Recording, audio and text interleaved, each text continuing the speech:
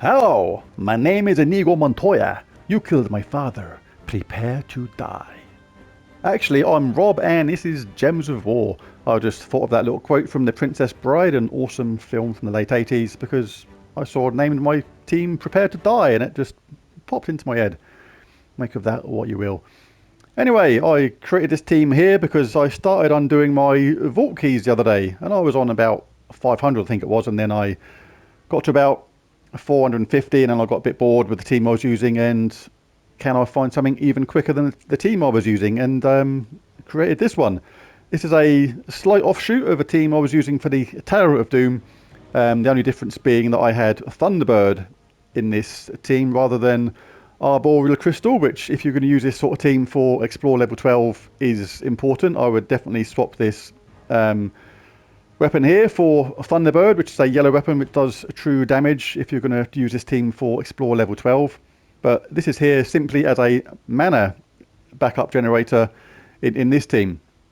But you rarely use it. I think I've literally cast this twice in like 50, 60 games of using this team.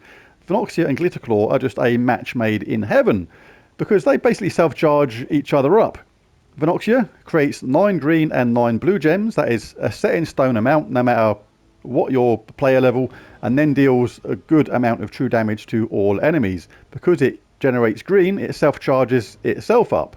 And because Glitterclaw transforms blue to green, charges them both up. The key to Glitterclaw is the fact that it fairy fires all enemies.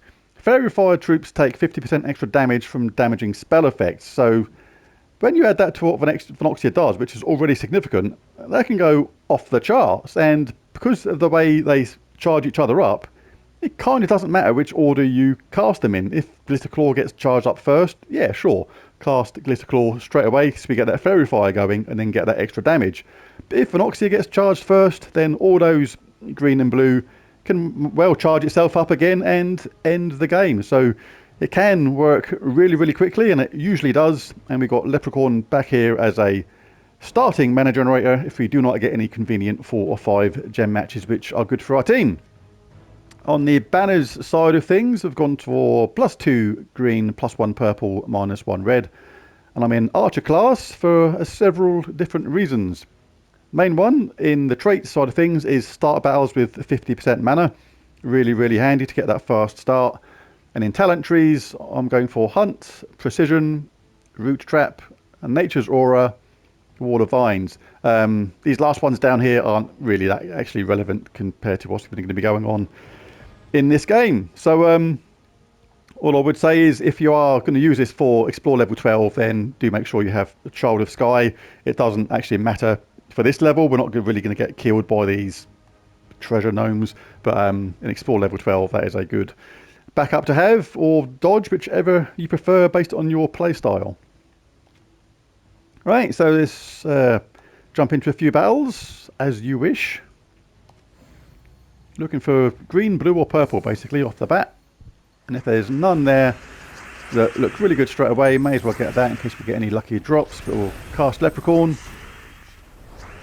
cast Glitterclaw to get the fairy fire going. They now take 50% extra damage. Chance of Venoxia may charge itself up again, which it did, and then 2 casts of that and they are done. Obviously it will vary upon your magic and overall player level, how much damage output your Venoxia does, how effective it is. You may have to cast that an extra time maybe if you're a lower level, or if you're higher level than me, you may even find that single cast might be enough sometimes. Or cast or 2 at least. Probably single cast is probably pushing the boat out a little bit far. Unless you're level 80 billion. Always better to cast Glitterclaw first if you can. Make sure you get that fairy fire down, because when Venoxia casts, it can self-charge itself. Didn't quite manage to self-charge that time, but only took an extra round to get it. 2 diamonds? That's a bit lame. Inconceivable. If you haven't seen The Princess Bride and I'm coming up with some random stuff that is related to that, and that is basically why. So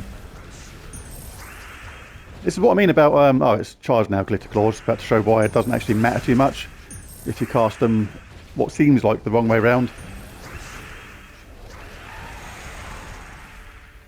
Really nice and quick for destroying these gnomes and picking up these rewards. Now, give me something that I want. What a load of junk. What the hell? Inconceivable. That word you use, which use a lot. I do not think it means what you think it means. Really rubbish Spanish accent there. Sorry, any Spaniards watching? Accents are not my forte. Killing gnomes is. Ah. Come on.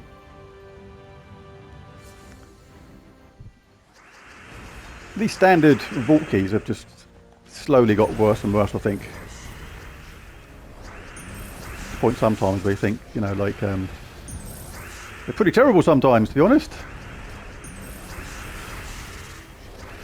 But the epic vault keys do range from the absolutely sublime to the ridiculous. Sometimes Orb of Chaos. Let's get another Orb of Wisdom. It's just been all about Orbs of Wisdom for me lately. Oh, Orb of Growth, not too bad. Yes, it is. It's awful. What am I talking about? It's rubbish. It is for me. If you're a lower level player, then Orb of Growth may be a really handy thing. So I'm not going to diss Orbs of Growth. I remember wanting to collect Orbs of Growth and Orbs of Wisdom all the time in the early days.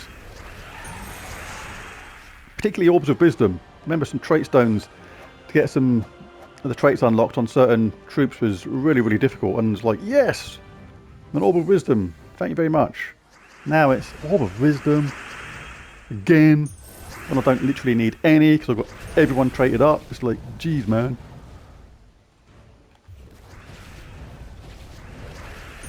Now, bizarrely, all I want is the orbs which I didn't want before, which was the Orb of Clans. Now they're the only ones which are actually genuinely useful. For me, anyway. Orb of Clans means you get guild keys. And hopefully from them you can get some of the remaining mythics I've still yet to collect. Oh, that was a rubbish cast. That's more like it. Should self-charge Phenoxia, did not quite make it. And that was me not looking properly. Should have cast Arboreal Crystal there. Now that's what that one's there for, to get that extra boost. We've almost killed them by the skull hits by the look of it, or by normal damage. Only one remained.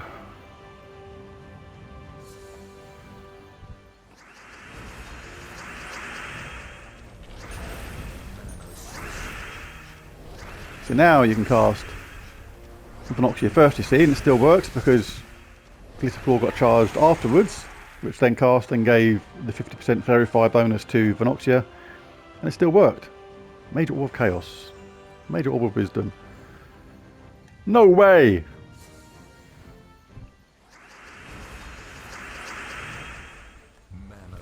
That was my surprised voice at getting yet another Major Orb of Wisdom.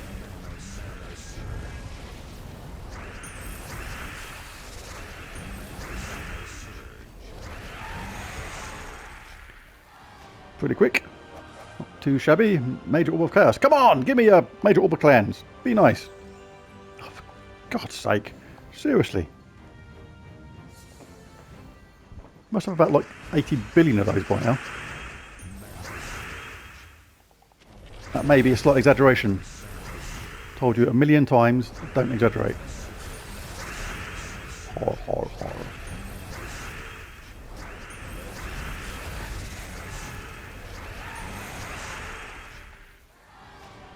Right, come on, give me something good. I cannot get another Orb of Wisdom in a row again. I cannot get it. It's not possible.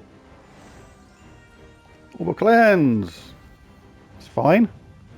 Happy with that. Yeah, this is a nice start.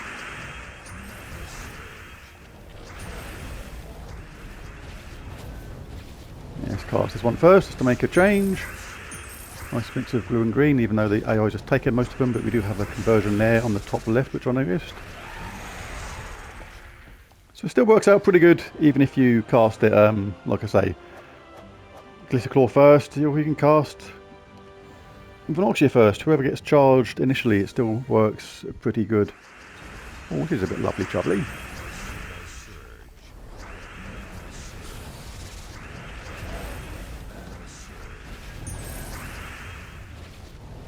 No point casting Fairy Fire twice, if you know what I mean. It doesn't stack, doesn't give 100% damage. That'd be awesome if it did, but probably a little bit too much. Right, anyway, there's the team. Let's see enough of that. It's shown it off and shows why it's effective. Let's get this last orb of wisdom, shall we? Hey, I love being wrong sometimes. Sometimes I deliberately say things like that because it's good to be wrong sometimes. And I pressed continue and I'm meant to press stop. But such is the autopilot nature of what I'm doing right now.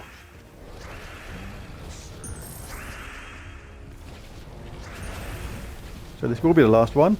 But like I say, this team is viable for Explore level 12 as well. Just make sure you swap out that weapon for something like Thunderbird, which is a yellow weapon which does true damage and is extremely good in this team. See, now this is where you would cast Glitterclaw first, because that's not enough to wipe them out. You do need to do Glitterclaw first to save a little bit of time. And there's a team! If you enjoyed it, be sure to hit that like and subscribe button, or found it useful, or just shown you a new film to watch, which is The Princess Bride, and you ended up loving it. Come back and hit that subscribe and say what a wonderful film it was, because unless you hated it, taste may be different to mine. You may think it's actually a hideous film and a complete waste of 93 minutes or whatever it is of your life, but it's not. You're bound to like it. So anyway, I'm waffling like a waffling person in a waffle competition. It's just getting worse. Look, I'm stopping this now. It's over. Thanks for watching. See you again next time. Bye for now.